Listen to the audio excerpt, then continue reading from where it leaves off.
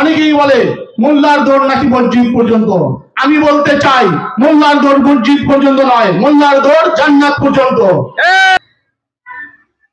2024 সালের 5ই আগস্ট বাংলাদেশে একটি গণ অভ্যুত্থানের মাধ্যমে একটি বিশাল পরিবর্তন এসেছে।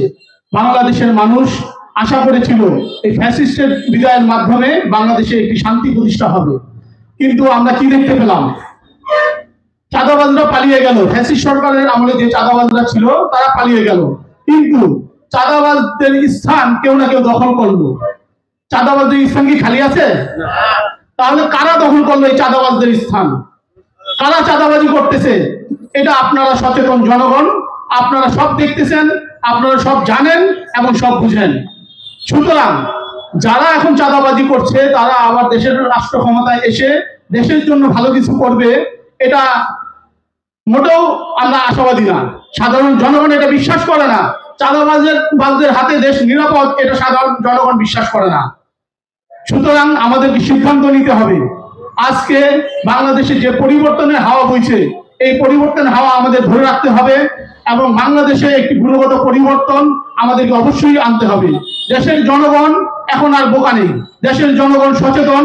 তারা সামাজিক যোগাযোগ মাধ্যমগুলোতে সবকিছু দেখতে পাচ্ছে, কারা চাঁদাবাজি করছে, কারা খুন করছে, কারা ধর্ষণ করছে, কারা লুটতরাজের সাথে জড়িত। আজকে ছাত্র জনতার গণ অভ্যুত্থানের মাধ্যমে যে অন্তর্বর্তীকালীন সরকার গঠিত হলো, এই সরকারের কাছে বাংলাদেশের প্রত্যাশা ছিল আকাশচুম্বী। অথচ গতকালকে আমাদের প্রধান উপদেষ্টার বক্তব্যের মাধ্যমে আমরা অনেকটা হতাশ হয়েছি। সাধারণ জনগণ তার এই বক্তব্যকে ভালোভাবে নিতে পারে নাই, কারণ আমাদের দাবি ছিল, সাধারণ জনগণের দাবি ছিল নভেম্বরের মাসের মধ্যেই গণভোটের আয়োজন করা। কিন্তু আমাদের প্রধান উপদেষ্টা কি করলেন? তিনি ঘোষণা দিলেন কালকে তার বক্তব্যের মাধ্যমে যে জাতীয় নির্বাচন এবং গণভোট একসাথে অনুষ্ঠিত হবে। এটা বাংলাদেশের জনগণ প্রত্যাশা ছিল না। বাংলাদেশের জনগণ চেয়েছিল নভেম্বর মাসের মধ্যেই গণভোটের আয়োজন করা। যারা নির্বাচন করে পাগল হচ্ছে, অথচ সংবিধানের দোহাই দিচ্ছে যে সংবিধানে গণভোট নাই, তাদেরকে আমি বলতে চাই যে 2026 সালে কিন্তু নির্বাচনও নাই। বাংলাদেশের সংবিধানে 2026 সালে কিন্তু নির্বাচন নাই। আপনারা যদি সংবিধান অনুসরণ করে নির্বাচন চান, তাহলে 2029 সালে নির্বাচনের আয়োজন করতে হবে। 2029 সালে নির্বাচন করলে সেটা সংবিধান অনুযায়ী হবে। এর আগে আপনি যদি নির্বাচন করতে চান, তাহলে এই নির্বাচনের আইনি বৈধতা কি আছে? এটা আমাদের প্রশ্ন। যেহেতু আইনি বৈধতা নেই, সেহেতু গণভোটের আয়োজনটা আগে করতে হবে এবং গণভোট আয়োজনের মাধ্যমে আমাদের এই নির্বাচনকে বৈধতা দিতে হবে, জুলাই সনদকে বৈধতা দিতে হবে এবং এই জুলাই সনদের বৈধতার ভিত্তিতেই আগামী জাতীয় সংসদ নির্বাচন হবে, এটা আমরা আশা করি। আমরা দেখতে পাচ্ছি আমাদের প্রধান উপদেষ্টা একটি বিশেষ দলের কাছে তার নিজস্ব নীতি নৈতিকতা বিসর্জন দিয়েছেন। তিনি তার নীতি নৈতিকতা বিসর্জন দিতেই পারে, কিন্তু দেশের জনগণের স্বার্থ তিনি বিসর্জন দিতে পারেন না।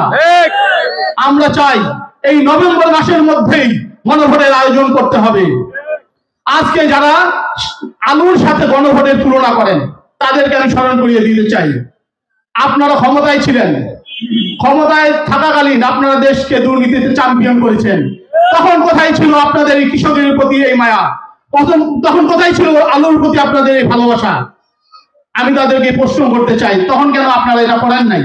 আজকে আপনারা আলুর নাম দিয়ে কৃষকদের জন্য মায়া কান্না কাটছেন, এটা সমীচীন না। এটা বাংলাদেশের জনগণ বুঝে। বাংলাদেশের জনগণ আপনাদের এই মায়া কান্না, আপনাদের এই অভিনয় আর কখনোই গ্রহণ করবে না। বাংলাদেশের জনগণ সচেতন হয়ে গেছে। এই জন্য আমরা ইসলামী আন্দোলন বাংলাদেশের পক্ষ থেকে আমরা জোরালো দাবি জানাচ্ছি, এই নভেম্বর মাসের মধ্যেই গণভোটের আয়োজন করতে হবে এবং এই গণভোটের মাধ্যমে আমাদের জুলাই সনদের বাস্তবায়নের মাধ্যমে আগামী জাতীয় সংসদ নির্বাচন পিআর পদ্ধতির মাধ্যমে আয়োজন করতে হবে। আজকে যারা যুবক ভাইরা উপস্থিত হয়েছেন, তাদেরকে আমি বলবো, আপনারা যারা ইসলামী যুব আন্দোলনের সাথে যুক্ত হয়েছেন, ইসলামী যুব আন্দোলনের নীতি আদর্শ এটা আপনারা জানেন এবং অন্যান্য যে রাজনৈতিক দলগুলো আছে তাদের নীতি আদর্শ সম্পর্কেও আপনারা জানেন।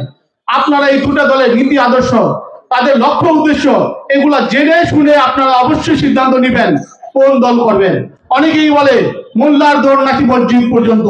আমি বলতে চাই মোল্লার দৌড় মসজিদ পর্যন্ত নয়, মোল্লার দৌড় জান্নাত পর্যন্ত। কারণ মসজিদের সম্পর্ক জান্নাতের সাথে, সুতরাং মোল্লাদের সম্পর্ক জান্নাতের সাথে। ইনশাআল্লাহ আমরা দুনিয়ায় শান্তি এবং আখিরাতের মুক্তির উদ্দেশ্যে ইসলামী আন্দোলন, ইসলামী যুব আন্দোলন করে যাচ্ছি। আল্লাহর জমিনে আল্লাহ দ্বীন প্রতিষ্ঠার জন্য আমরা পরিশ্রম করে যাচ্ছি। আপনারা আমাদের পাশে থাকবেন এবং আগামী জাতীয় সংসদ নির্বাচনে হাত পাখা মার্কায় আমাদের প্রাণপ্রিয় নেতা হাফেজ মাওলানা জহিরুল ইসলাম সাহেবকে আপনারা হাত পাখা মার্কায় ভোট দিবেন, এই আশাবাদ ব্যক্ত করে আমি আমার সংক্ষিপ্ত বক্তব্য শেষ করছি।